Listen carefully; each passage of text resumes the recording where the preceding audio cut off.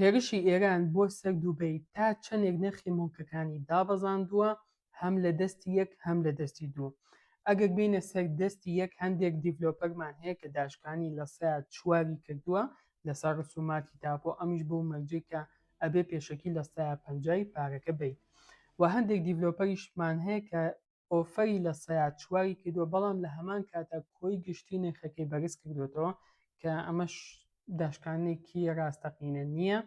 و بەشێکی تر لە دیڤلۆپەرەکان ئاسانکاریان کردووە لە شێوازی پارەدان و هەڵبژاردننی ئەو یەکەی کە دڵخواستان. بۆ نمونە ئێعمار ئەگەر بتەوێت یەکێک بکڕی، ئێستا هەموو ئۆپشنەکان لەبەردەستان وەکو پێشووتر نییە کە تەنها لە 5 ئۆپشن کە ئێعمار بۆ دیاری ئەکردی ئەمانتوانی یەک دانیان هەڵبژێرین. و لە دەستی دووە لە سەیە 5 بۆ لە سەیە 10 دابەزینی بەخۆیەوە بینی. بەڵام هەندێک حاڵەت هەیە، بۆ نمونە بینایەکە یەکەکانی ناوی تەمەنی 10 ساڵە ناکرێت ئەمە ناوبنین داشکاندن، بۆ نمونە بە 15 دەفتەر ئەفرۆشرێت لە کاتێکە بینایەکە ساڵێکە تەواو بووە نرخەکەی 17 دەفتەرە بە 15 دەفتەرەکە بڵێن بۆ داشکاندنی لەسەر کراوە کە نرخی کەمترە لە نرخی پرۆژگانی دەوروبەری، بەڵام لە ڕاستیە تەمەنی زیاترە.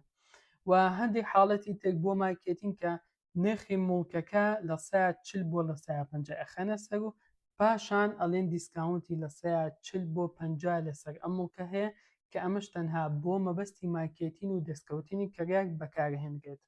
ئەوەشمان بیک نەچێت لە دووبەی هەمیشە لە سەیە 40 بۆ لە سەیە 50 داشکان هەیە لەسەر هەندێک مڵک کە نرخیان لەسەر و 50 ملیۆن دەرهەمەوە کە بۆ مەرامی تایبەتی کەراون پێویست ئەکا بە ڕاستەوخۆی بکرێنەوە بە کاش.